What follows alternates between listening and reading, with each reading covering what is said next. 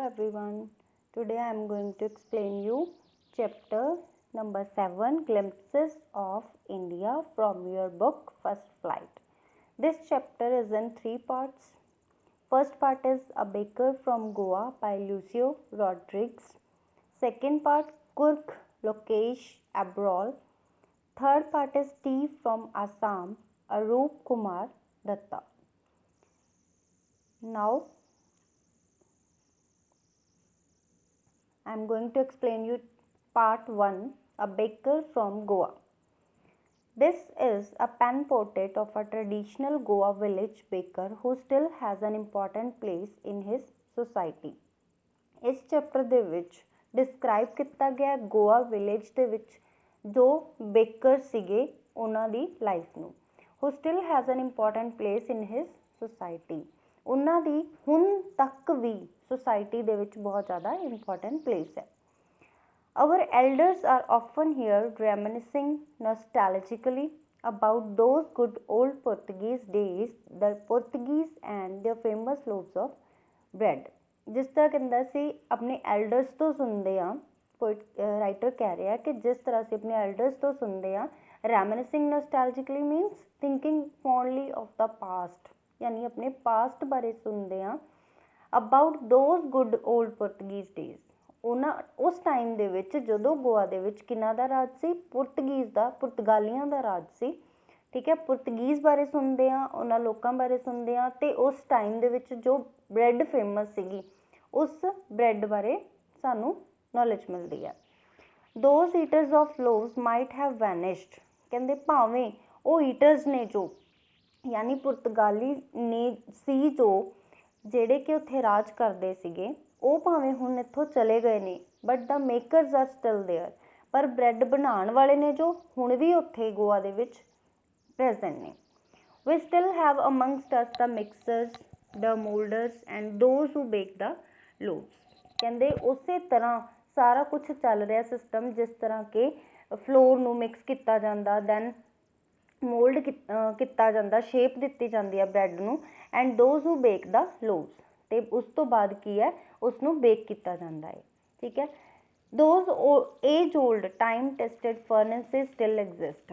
ਉਸ ਟਾਈਮ ਦੀਆਂ ਕਹਿੰਦੇ ਜੋ ਫਰਨੈਸਿਸ ਭੱਠੀਆਂ ਨੇ, ਇੰਨੇ ਪੁਰਾਣੇ ਟਾਈਮ ਦੀਆਂ ਜੋ ਭੱਠੀਆਂ ਨੇ, ਟਾਈਮ ਟੈਸਟਡ, ਇੰਨਾ ਟਾਈਮ ਨਿਕਲ ਚੁੱਕਿਆ, ਫਰਨੈਸਿਸ ਨੇ ਜੋ ਹੁਣ ਵੀ ਉੱਥੇ ਐਗਜ਼ਿਸਟ ਨੇ, ਹੁਣ ਵੀ ਹੈਗੀਆਂ ਨੇ, ਹੁਣ ਵੀ ਗੋਆ ਦੇ ਵਿੱਚ ਬੇਕਰਸ ਨੇ ਜੋ ਫੇਮਸ ਨੇ. The fire in the furnaces has not yet been extinguished. ਉਹਨਾਂ ਭੱਠੀਆਂ ਦੇ ਵਿੱਚੋਂ, ਫਰਨੈਸਿਸ ਦੇ ਵਿੱਚੋਂ ਅੱਗ ਹੈ ਜੋ ਹੁਣ ਵੀ ਖਤਮ ਨਹੀਂ ਹੋਈ ਹੈ, ਐਕਸਟਿੰਗੁਇਸ਼ ਨਹੀਂ ਹੋਈ ਹੈ. The thud and the jingle of the traditional baker's bamboo heralding his arrival in the morning can still be heard in some places. Heralding means announcing. Traditional bakers ਨੇ ਜੋ ਬੈਂਬੂ ਸਟਿੱਕ ਦੇ ਉੱਤੇ ਉਹਨਾਂ ਨੇ ਇੱਕ ਬਾਸਕਿਟ ਪਾਈ ਹੁੰਦੀ ਸੀ, ਸੁਬਾਹ ਦੇ ਟਾਈਮ ਉਹ ਆਉਂਦੇ ਸੀ ਔਰ ਅਨਾਊਂਸ ਕਰਦੇ ਹੁੰਦੇ ਸੀ, ਜਿਸ ਤਰ੍ਹਾਂ ਕਿ ਹੁੱਕਾ ਦਿੰਦੇ ਹੁੰਦੇ ਆ. ਠੀਕ ਹੈ, ਉਹ ਹੁੱਕਾ ਦੇ ਰਹੇ ਸੀ, ਸਵੇਰ ਦੇ ਟਾਈਮ ਉਹ ਆਉਂਦੇ ਸੀ, ਟਰੈਡੀਸ਼ਨਲ ਬੇਕਰਸ ਸੀ ਜੋ can still be heard in some place. ਹੁਣ ਵੀ ਅਸੀਂ ਕੁਝ ਪਲੇਸਿਸ 'ਤੇ ਉਹਨਾਂ ਨੂੰ ਸੁਣ ਸਕਦੇ ਹਾਂ. Maybe the father is not alive but the son still carries on the family profession. ਬੇਸ਼ੱਕ ਉਹਨਾਂ ਦੇ ਫਾਦਰਸ ਨੇ ਜੋ ਉਹ ਹੁਣ ਨਹੀਂ ਹੈਗੇ, ਬਟ ਸਨ ਨੇ ਜੋ ਉਹਨਾਂ ਨੇ ਉਹ ਪ੍ਰੋਫੈਸ਼ਨ ਨੂੰ ਅੱਗੇ ਕੰਟੀਨਿਊ ਰੱਖਿਆ ਹੋਇਆ ਹੈ. These bakers are even today known as pader in Goa. ਇਹਨਾਂ ਬੇਕਰਸ ਨੂੰ ਅੱਜ ਦੇ ਟਾਈਮ ਦੇ ਵਿੱਚ ਵੀ ਕੀ ਕਿਹਾ ਜਾਂਦਾ, ਗੋਆ ਦੇ ਵਿੱਚ ਪੈਡਰ ਬੋਲਿਆ ਜਾਂਦਾ. ਡਿਊਰਿੰਗ ਆਰ ਚਾਈਲਡਹੁੱਡ ਇਨ ਗੋਆ, ਰਾਈਟਰ ਦੱਸ ਰਿਹਾ ਕਿ ਮੇਰੇ ਚਾਈਲਡਹੁੱਡ ਦੇ ਵਿੱਚ ਗੋਆ ਦੇ ਵਿੱਚ the baker used to be our friend, companion and guide. ਜੋ ਬੇਕਰ ਹੁੰਦਾ ਸੀ ਉਹ ਉਹਨਾਂ ਦੇ ਲਈ ਇੱਕ ਫਰੈਂਡ ਹੁੰਦਾ ਸੀ, ਉਹਨਾਂ ਦਾ ਸਾਥੀ ਹੁੰਦਾ ਸੀ, ਗਾਈਡ ਹੁੰਦਾ ਸੀ. He used to come at least twice a day. Writer ਦੇ ਘਰ ਬੇਕਰ ਹੈ ਜੋ ਦਿਨ ਦੇ ਵਿੱਚ 2 ਵਾਰ ਜ਼ਰੂਰ ਆਉਂਦਾ ਸੀ. Once when he set out in the morning on the selling on his selling round. First time ਉਦੋਂ ਆਉਂਦੇ ਸੀ ਜਦੋਂ ਸਵੇਰੇ ਉਹ ਆਪਣੀਆਂ ਬ੍ਰੈਡ ਹੈ ਜੋ ਉਸਨੂੰ ਵੇਚਣ ਦੇ ਲਈ ਮੋਰਨਿੰਗ ਦੇ ਵਿੱਚ ਜਾਂਦੇ ਸੀ, ਉਦੋਂ ਉਹਨੇ ਰਾਈਟਰ ਦੇ ਘਰ ਜ਼ਰੂਰ ਆਉਣਾ ਹੁੰਦਾ ਸੀ. Then again when he returned after emptying his huge basket. ਅਤੇ ਸੈਕਿੰਡ ਟਾਈਮ ਕਦੋਂ ਆਉਣਾ ਹੁੰਦਾ ਸੀ, ਜਦੋਂ ਉਹ ਆਪਣੀਆਂ ਬ੍ਰੈਡ ਨੂੰ ਵੇਚ ਕੇ ਬਾਸਕਿਟ ਉਹਦੀ ਖਾਲੀ ਹੋ ਜਾਂਦੀ ਸੀ, ਉਦੋਂ ਉਹ ਰਾਈਟਰ ਦੇ ਘਰ ਜਾਂਦਾ ਸੀ. द जिंगलिंग थड of his bamboo woke us up from sleep. कहते ਅਸੀਂ ਉਦੋਂ ਬਹੁਤ ਛੋਟੇ ਹੁੰਦੇ ਸੀਗੇ, ਜੋ ਉਹਦੀ ਥਰਡ ਸਾਊਂਡ ਹੁੰਦੀ ਸੀ, ਯਾਨੀ ਬਾਸਕਿਟ ਉਹਦੇ ਮੋਢੇ 'ਤੇ ਰੱਖੀ ਹੁੰਦੀ ਸੀ ਸਟਿੱਕ ਦੇ ਨਾਲ ਬੰਨ੍ਹ ਕੇ, ਜਦੋਂ ਉਹ ਨੀਚੇ ਰੱਖਦਾ ਸੀ ਉਹਦੀ ਥਰਡ ਸਾਊਂਡ ਦੀ ਥਰਡ ਸਾਊਂਡ ਨੂੰ ਬੋਲਿਆ ਗਿਆ, ਥਰਡ ਸੁਣ ਕੇ ਕਹਿੰਦਾ ਅਸੀਂ ਉੱਠ ਜਾਂਦੇ ਸੀਗੇ ਨੀਂਦ ਦੇ ਵਿੱਚੋਂ। And we ran to meet and greet him, ਅਸੀਂ ਉਸ ਬੇਕਰ ਦੇ ਕੋਲ ਦੌੜ ਕੇ ਜਾਂਦੇ ਸੀ ਅਤੇ ਉਹਨੂੰ ਗ੍ਰੀਟ ਕਰਦੇ ਸੀ, ਉਹਦਾ ਵੈਲਕਮ ਕਰਦੇ ਸੀ। ਵਾਈ ਵਾਜ਼ ਇਟ ਸੋ, ਕਹਿੰਦਾ ਸੀ ਇੱਦਾਂ ਕਿਉਂ ਕਰਦੇ ਸੀ। Why it for the love of the loaf, ਕੀ ਅਸੀਂ ਉਸ ਬ੍ਰੈਡ ਨੂੰ, ਲੋਫ ਨੂੰ ਲਵ ਕਰਦੇ ਸੀ, ਇਸ ਕਰਕੇ ਅਸੀਂ ਦੌੜੇ ਜਾਂਦੇ ਸੀ ਬ੍ਰੈਡ ਖਾਣ ਦੇ ਲਈ। ਨਾਟ ਐਟ ਆਲ, ਕਹਿੰਦਾ ਇੱਦਾਂ ਨਹੀਂ ਹੈ। ਦ ਲੋਵਸ ਵਰ bought by some Paskine or Bastin the maid servant of the house. The loaf ਸੀ ਜਿਹੜੀ ਉਹ ਕੌਣ ਲੈਣ ਜਾਂਦਾ ਹੁੰਦਾ ਸੀਗਾ ਬੇਕਰਸ ਤੋਂ, ਪੈਸਕਿਨ ਔਰ ਬੈਸਟਿਨ ਵਰਡ ਨੇ ਕਿਹਦੇ ਲਈ ਯੂਜ਼ ਕੀਤੇ ਗਏ ਨੇ, ਮੇਡ ਸਰਵੈਂਟ ਦੇ ਲਈ, ਪੁਰਤਗੀਜ਼ ਟਾਈਮ ਦੇ ਇਹ ਵਰਡਸ ਨੇ। What we longed for were those bread bangles which we choose carefully, ਸਾਡੀ ਇਹ ਇੱਛਾ ਹੁੰਦੀ ਸੀ ਕਿ ਅਸੀਂ ਕਿਸ ਤਰ੍ਹਾਂ ਦੀ ਬ੍ਰੈਡ ਲੈਣੀ ਹੈ। ਬ੍ਰੈਡ ਦੇਖਣ ਦੇ ਲਈ ਜਾਂਦੇ ਹੁੰਦੇ ਸੀ, ਕਿਉਂਕਿ ਬ੍ਰੈਡ ਹੈ ਜੋ ਬੈਂਗਲ ਸ਼ੇਪ ਦੇ ਵਿੱਚ ਹੁੰਦੀ ਸੀ, ਠੀਕ ਹੈ, ਬੱਚਿਆਂ ਦੇ ਲਈ ਜੋ ਬਣਦੀ ਸੀਗੀ। ਜੋ ਵੱਡੇ ਸੀਗੇ ਉਹ ਕਿਸ ਤਰ੍ਹਾਂ ਦੀ ਲੋਫ ਟਾਈਪ ਯਾਨੀ ਬਿਗ ਸ਼ੇਪ ਦੀ ਬ੍ਰੈਡ ਬਾਏ ਕਰਦੇ ਸੀ, ਠੀਕ ਹੈ ਜੀ। ਇਸ ਲਈ ਬੱਚਿਆਂ ਨੂੰ ਕੀ ਸ਼ੌਂਕ ਹੁੰਦਾ ਸੀਗਾ ਕਿ ਬੈਂਗਲਸ ਨੇ ਜੋ ਉਹ ਦੇਖੀਏ ਅਸੀਂ, ਉਸ ਨੂੰ ਅਸੀਂ ਬਾਏ ਕਰੀਏ। Sometimes it was sweet bread of special make, ਕਈ ਵਾਰ ਕੀ ਆ ਬ੍ਰੈਡ ਸੀ ਜੋ ਬਹੁਤ ਜ਼ਿਆਦਾ ਸਵੀਟ ਹੁੰਦੀ ਸੀ। The baker made his musical entry on the scene with the jang jang sound of his specially made bamboo staff। Baker ਸੀ ਜੋ ਉਹਦੀ entry ਸੀ, musical entry ਹੁੰਦੀ ਸੀ, ਠੀਕ ਹੈ, ਉਹ ਆਪਣੇ ਮੂੰਹ 'ਚੋਂ ਆਵਾਜ਼ ਕਰਦੇ ਸੀ, ਜੈਂਗ ਜੈਂਗ ਆਵਾਜ਼ ਕੋਈ ਉਹਨਾਂ ਦੀ ਹੁੰਦੀ ਸੀ ਉਸ ਟਾਈਮ ਦੀ, ਠੀਕ ਹੈ, ਆਵਾਜ਼ ਕਰਦੇ ਸੀਗੇ।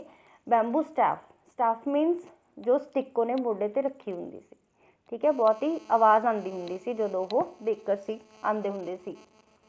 One hand supported the basket on his head, ਇੱਕ ਹੱਥ ਉਹਨਾਂ ਦਾ ਹੁੰਦਾ ਸੀ ਬਾਸਕਿਟ 'ਤੇ ਜੋ ਉਹਨਾਂ ਦੇ ਹੈਡ 'ਤੇ ਰੱਖੀ ਹੁੰਦੀ ਸੀ, and the other banged the bamboo on the ground, ਅਤੇ ਦੂਸਰੀ ਹੈਂਡ ਦੇ ਨਾਲ ਆਪਣੇ ਬੈਂਬੂ ਸਟਿੱਕ ਸੀ ਜੋ ਉਹਨੂੰ ਪਕੜ ਕੇ ਨੀਚੇ ਗਰਾਊਂਡ ਦੇ ਉੱਤੇ ਬਾਸਕਿਟ ਨੂੰ ਰੱਖਦੇ ਸੀ। He would greet the lady of the house with good morning, ਯਾਨੀ ਉਹ ਲੇਡੀ ਸੀ ਜੋ ਬ੍ਰੈਡ ਬਾਏ ਕਰਨ ਆਉਂਦੀਆਂ ਸੀ, ਉਹਨਾਂ ਨੂੰ ਗੁੱਡ ਮੋਰਨਿੰਗ ਕਹਿੰਦੇ ਸੀ baker. And then place his basket on the vertical bamboo, ਅਤੇ ਆਪਣੀ ਬਾਸਕਿਟ ਨੂੰ ਉੱਥੇ ਰੱਖਦੇ ਸੀ। We kids would be pushed aside with the mild rebuke, ਬੱਚਿਆਂ ਨੂੰ ਕੀ ਹੈ, ਰਿਬਿਊਕ ਮੀਨਸ ਸਕੋਲਡਿੰਗ, ਝਿੜਕਣਾ, ਠੀਕ ਹੈ, ਬੱਚਿਆਂ ਨੂੰ ਕੀ ਹੈ ਝਿੜਕ ਕੇ ਅੰਦਰ ਭੇਜ ਦਿੱਤਾ ਜਾਂਦਾ ਸੀ। And the loaves would be deliver to the servant, ਅਤੇ ਲੋਵ ਸੀ ਜਿਹੜੀ ਉਹ ਕਿਹਨੂੰ ਡਿਲੀਵਰ ਕੀਤੀ ਜਾਂਦੀ ਸੀ, ਜੋ ਘਰ ਦੀ ਮੇਡ ਸੀ। But we would not give up, ਪਰ ਅਸੀਂ ਕਹਿੰਦੇ ਸ਼ੈਤਾਨ ਹੁੰਦੇ ਸੀ ਬੱਚੇ ਸਾਰੇ।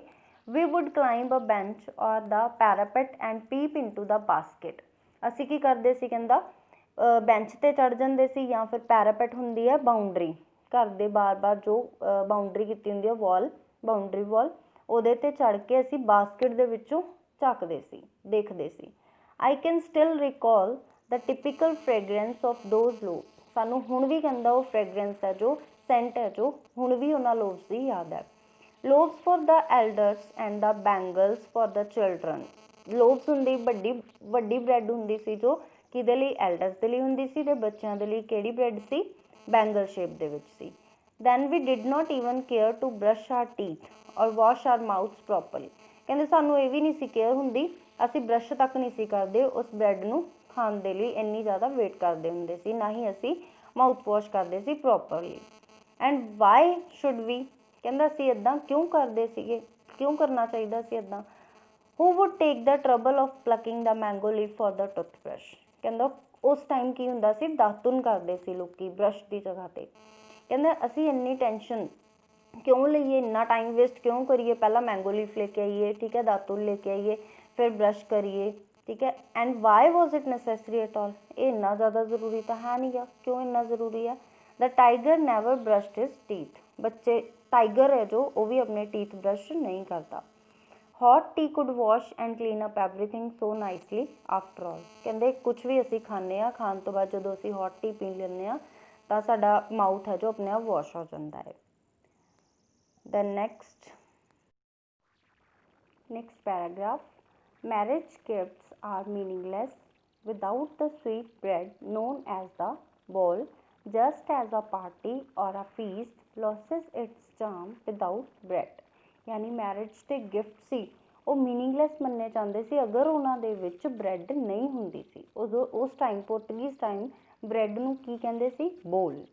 ਠੀਕ ਹੈ, ਕੋਈ ਵੀ ਪਾਰਟੀ ਸੀ, ਫੀਸਟ ਸੀ, ਠੀਕ ਹੈ, ਉਸਨੂੰ ਅੱਛਾ ਨਹੀਂ ਮੰਨਿਆ ਜਾਂਦਾ ਸੀ ਅਗਰ ਉਹਦੇ ਵਿੱਚ ਬ੍ਰੈਡ ਨਹੀਂ ਹੈ। Not enough can be said to show how important a baker can be for a village। यानी बेकर्स ਨੂੰ ਬਹੁਤ ਜ਼ਿਆਦਾ ਇੰਪੋਰਟੈਂਟ ਮੰਨਿਆ ਜਾਂਦਾ ਹੈ ਗੋਆ ਦੇ ਵਿੱਚ। The lady of the house must prepare sandwiches on the occasion of her daughter's engagement। ਅਗਰ ਕਿਸੇ ਦੀ ਡਾਟਰ ਦੀ engagement ਹੁੰਦੀ ਸੀ ਤਾਂ ਉਦੋਂ ਸੈਂਡਵਿਚਸ ਸੀ ਜਿਹੜੇ ਘਰ ਦੀ ਲੇਡੀ ਵੱਲੋਂ ਰੈਡੀ ਕੀਤੇ ਜਾਂਦੇ ਸੀ। यानी ਜ਼ਰੂਰੀ ਮੰਨਿਆ ਜਾਂਦਾ ਸੀ engagement ਦੇ ਉੱਤੇ ਬ੍ਰੈਡ ਸੈਂਡਵਿਚਸ ਬਣਾਉਣਾ। Cakes and bolinas are a must for Christmas as well as other festivals।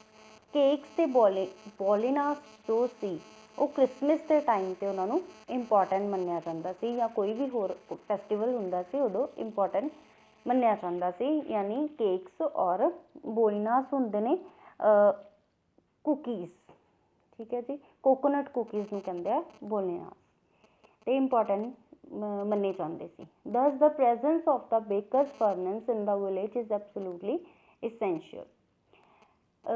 Presence of baker's furnace ਯਾਨੀ ਅਗਰ ਤੁਸੀਂ ਗੋਆ ਦੇ ਵਿੱਚ ਜਾਓ ਤਾਂ ਹੁਣ ਵੀ ਤੁਹਾਨੂੰ ਬੇਕਰਸ ਦੀ ਫਰਨੈਂਸ ਭੱਠੀਆਂ ਨੇ ਜੋ ਬੇਕਰਸ ਨੇ ਜੋ ਉਹ ਤੁਹਾਨੂੰ ਦਿਖਣਗੇ ਹੀ ਦਿਖਣਗੇ। ਇਹ ਜ਼ਰੂਰੀ ਨੇ ਮੰਨੇ ਜਾਂਦੇ। ਬੇਕਰੀ ਨੂੰ ਬਹੁਤ ਜ਼ਿਆਦਾ ਇਸੈਂਸ਼ੀਅਲ ਮੰਨਿਆ ਜਾਂਦਾ ਗੋਆ ਦੇ ਵਿੱਚ। ਕੋਈ ਵੀ ਫੰਕਸ਼ਨ ਹੈ, ਅਗਰ ਇੰਗੇਜਮੈਂਟ ਆ ਕਿਸੇ ਦੀ ਡਾਟਰ ਦੀ, ਠੀਕ ਹੈ, ਜਾਂ ਕੋਈ ਵੀ ਫੈਸਟੀਵਲ ਹੈ ਤਾਂ ਬੇਕਰੀ ਹੈ ਜੋ ਉਹ ਇੰਪੋਰਟੈਂਟ ਹੈ, ਬ੍ਰੈਡਸ ਨੇ ਜੋ ਇੰਪੋਰਟੈਂਟ ਮੰਨੇ ਜਾਂਦੇ ਨੇ। The baker or the bread seller of those days had a peculiar dress known as a kabai। Baker ਸੀ ਜੋ ਜਾਂ ਬ੍ਰੈਡ ਸੈਲਰ ਸੀਗੇ ਉਹਨਾਂ ਦੀ ਇੱਕ ਪਰਟੀਕੂਲਰ ਡਰੈਸ ਹੁੰਦੀ ਸੀ ਜਿਹਨੂੰ ਕੀ ਕਹਿੰਦੇ ਸੀ? Kabai. It was a single piece long frock reaching down to the knees. ਇੱਕ ਟਾਈਪ ਦੀ ਫਰੋਕ ਟਾਈਪ ਸੀ ਇਹ ਡਰੈਸ ਸੀ ਜੋ ਨੀਜ਼ ਤੱਕ ਸੀ। ਇਨ ਆਰ ਚਾਈਲਡਹੁੱਡ ਵੀ ਸਾ ਬੇਕਰਸ ਵੇਅਰਿੰਗ ਅ ਸ਼ਰਟ। ਕਹਿੰਦੇ ਜਦੋਂ ਅਸੀਂ ਛੋਟੇ ਹੁੰਦੇ ਸੀ ਅਸੀਂ ਕੀ ਦੇਖਦੇ ਸੀ ਕਿ ਬੇਕਰ ਸੀ ਜੋ ਇੱਕ ਸ਼ਰਟ ਪਹਿਨਦੇ ਸੀ ਐਂਡ ਟਰਾਊਜ਼ਰ ਪਹਿਨਦੇ ਸੀ which were shorter than full length ones, ਜਿਹੜੀ ਕਿ ਫੁੱਲ ਲੈਂਥ ਤੋਂ ਸ਼ਾਰਟਰ ਹੁੰਦੀ ਸੀ, and longer than half pants ਤੋਂ ਥੋੜ੍ਹੀ ਲੌਂਗ ਹੁੰਦੀ ਸੀ। Even today anyone who wears a half pant which reaches just below the knees invites the comment that he is dressed like a pader। Even ਅੱਜ ਵੀ ਅਗਰ ਅਸੀਂ ਉੱਥੇ ਜਾ ਕੇ ਦੇਖਦੇ ਹਾਂ ਅਗਰ ਕਿਸੇ ਦੇ ਇੱਦਾਂ ਦੀ ਡਰੈਸ ਪਾਈ ਹੈ, ਠੀਕ ਹੈ, ਹਾਫ ਪੈਂਟ ਪਾਈ ਹੈ ਜੋ ਕਿ ਗੋਡਿਆਂ ਤੱਕ ਪਹੁੰਚਦੀ ਹੈ ਤਾਂ ਉਸਨੂੰ ਕੀ ਕਮੈਂਟ ਮਿਲਦਾ ਸੀ, ਕੀ ਕਹਿੰਦੇ ਸੀ ਲੋਕੀ ਕਿ ਇੱਕ ਪੇਡਰ ਦੀ ਤਰ੍ਹਾਂ ਹੈ, ਯਾਨੀ ਬ੍ਰੈਡ ਸੈਲਰ ਦੀ ਤਰ੍ਹਾਂ ਹੈ। The baker usually collected his bills at the end of the month। ਬੇਕਰ ਸੀ ਜੋ ਮੰਥ ਦੇ ਐਂਡ ਦੇ ਵਿੱਚ ਬਿੱਲ ਕਲੈਕਟ ਕਰਦੇ ਹੁੰਦੇ ਸੀ। Monthly accounts used to be recorded on some wall in pencil. Monthly record ਸੀ ਜੋ ਉਹ ਪੈਨਸਿਲ ਦੇ ਨਾਲ ਵਾਲ ਦੇ ਉੱਤੇ ਲਿਖ ਕੇ ਰਿਕਾਰਡ ਰੱਖਿਆ ਜਾਂਦਾ ਸੀ। ਬੇਕਿੰਗ ਵਾਜ਼ ਇੰਡੀਡ ਅ ਪ੍ਰੋਫਿਟੇਬਲ ਪ੍ਰੋਫੈਸ਼ਨ ਇਨ ਦ ਓਲਡ ਡੇਜ਼। ਬੇਕਿੰਗ ਸੀ ਜੋ ਪੁਰਾਣੇ ਟਾਈਮ ਦੇ ਵਿੱਚ ਇੱਕ ਪ੍ਰੋਫਿਟੇਬਲ ਪ੍ਰੋਫੈਸ਼ਨ ਸੀ, ਯਾਨੀ ਫਾਇਦੇ ਵਾਲਾ ਪ੍ਰੋਫੈਸ਼ਨ ਸੀ। The baker and his family never starve. Baker ਅਤੇ ਉਹਦੀ ਫੈਮਲੀ ਸੀ ਜੋ ਕਦੀ ਵੀ ਭੁੱਖੇ ਨਹੀਂ ਰਹਿ ਸਕਦੇ ਸੀ। He his family and his servants always looked happy and prosperous. ਉਹਦੀ ਫੈਮਲੀ ਅਤੇ ਉਹਦੇ ਸਰਵੈਂਟ ਸੀ ਹਮੇਸ਼ਾ ਖੁਸ਼ ਦਿਖਾਈ ਦਿੰਦੇ ਸੀ। ਪ੍ਰੋਸਪਰਸ ਮੀਨਸ ਖੁਸ਼ਹਾਲ ਦਿਖਦੇ ਸੀ। Their plump physique was an open testimony to this. Plump physique means pleasantly fat body, ਬਹੁਤ ਹੀ ਬੋਨੇ ਟਾਈਪ ਦੇ, ਗੋਲ ਮਟੋਲ ਦੇ।